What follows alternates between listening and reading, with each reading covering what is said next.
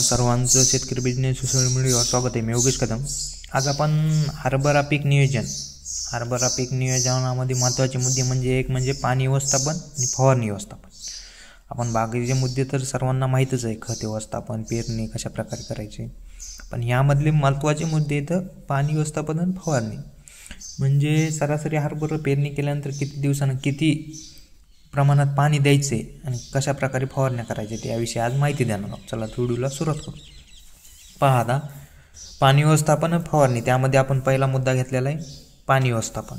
त्यामध्ये पाण्याची पहिली पाळी येते मध्यम जमिनीमध्ये. पहिलं पाणी हे 20 ते 25 दिवसांनी द्यायचे पेरणी केल्यानंतर मध्यम जमिनीत. दुसरं पाणी द्यायचे तुम्हाला 45 ते 50 दिवसांनी आणि तिसरं पाणी द्यायचे 65 ते 70 दिवसांनी. याप्रमाणे 3 पाण्याच्या पाळ्या करायच्या तुम्हाला मध्यम जमिनीत. पाण्याची पाळी म्हणजे भारी जमिनीत कशा प्रकारे करायची, 2च पाणी द्यायचे भारी जमीन, कारण काळीची जमीन असली तर पाणी धरण्याचं प्रमाण जास्त असतं, त्यामुळे थोड्या प्रमाणातच पाणी देणं गरजेचं असतं. त्या जमिनीत जास्त पाणी दिलं तर हरभरा मरण्याची शक्यता जास्त असते. त्यामुळे पहिलं पाणी द्यायचे तुम्हाला 30 ते 35 दिवसांनी आणि दुसरं पाणी द्यायचे 60 ते 65 दिवसांनी. हे झाले पाण्याचं नियोजन भारी आणि मध्यम जमिनीत. त्यानंतर दुसरा मुद्दा आहे फवारणी व्यवस्थापन आपलं. आता त्यामध्ये फवारणी व्यवस्थापनामध्ये पहिली फवारणी कोणती केली पाहिजे ते पहा. यामध्ये पेरणीनंतर 20 ते 25 दिवसांनी करायची पहिली फवारणी. ती म्हणजे पिकाची अवस्था राहते फुटव्याची अवस्था, म्हणजे जे फुटव्याची अवस्था असते ती 20 ते 25 दिवसांनी सुरू होते. त्यावेळेस घ्यायचे आपल्याला वॉटर सोल्युबल म्हणजे विद्राव्य खत घ्यायचे 19-19-19 हे 5 ग्रॅमने घ्यायचे प्रति लिटर पाण्याला. बायोविटा, इसाबियन किंवा सागरिका या तिन्हीपैकी एक कोणतं पण वापरू शकता तुम्ही. हे घ्यायचे प्रति लिटर पाण्याला 2 मिली. त्यानंतर 6 बुरशीनाशक घ्यायचे. कार्बन डिझम प्लस मॅनकोजेब हे कंटेन्स येतो यामध्ये. हे 2 ग्रॅम घ्यायचे प्रति लिटर पाण्याला.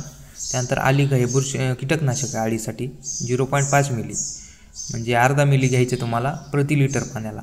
समजा 15 लिटर पाणी असेल तर तुम्हाला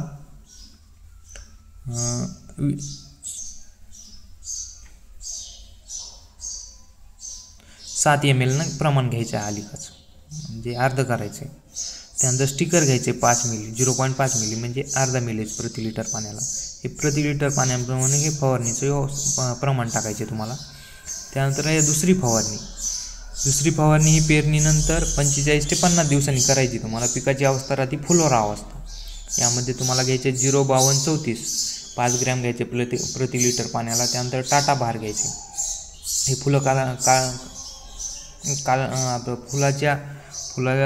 फुलं काढण्याचं प्रमाण चांगल्या प्रमाणे करतं आणि फुलाची सेटिंग करतं, त्यामुळे टाटा भार घ्यायचे 20 मिली. फॅनटॅक प्लस घ्यायचे 0.1 मिली. हे म्हणजे प्लांट ग्रोथ रेग्युलेटर आहे. जी एनर्जी तुमची शेंड्याकडे जाणारी ती कन्वर्ट करतं ब्रँचेसमध्ये आणि फुलामध्ये, फुलाची सेटिंग करण्यात आणि फुलं लागण्यात हे काम करतं. त्यानंतर रोको घ्यायचे बुरशीनाशक. यामध्ये थायफोनॅट मिथेल आहे 70% हे घ्यायचे 2 ग्रॅम प्रति लिटर पाण्याला. त्यानंतर प्रोक्लेम घ्यायचे 0.5 ग्रॅम, हे अळीसाठी आहे, इमामॅक्टिन बेंझोनाइट आहे यामध्ये. आणि स्टिकर घ्यायचे 0.5 मिली. स्टिकर घेण्याचं एकच कारण की औषध हे झाडावर व्यवस्थित प्रमाणात पसरलं जातं आणि चिटकून राहतं.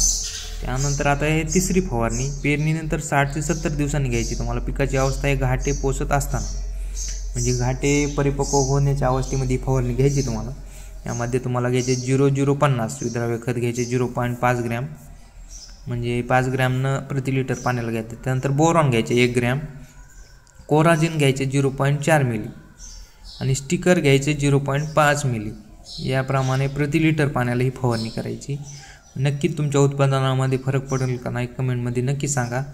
आणि ह्या 3 फवारण्या करा, नक्कीच तुमचं उत्पादन पण वाढणार आणि हरभऱ्याची क्वालिटी पण येणार मालाची. अधिक माहिती हवी असेल शेतीविषयक तर खाली दिलेला नंबर आहे व्हॉट्सअप नंबर, यावर संपर्क करून मेसेज करून कोणत्याही पिकाची माहिती शेड्यूल स्वरूपामध्ये लागवडीपासून ते पेरणीपर्यंत पूर्ण पद्धतीत माहिती उपलब्ध आहे. त्या व्हॉट्सअप नंबरवर तुम्हाला मिळून जाईल.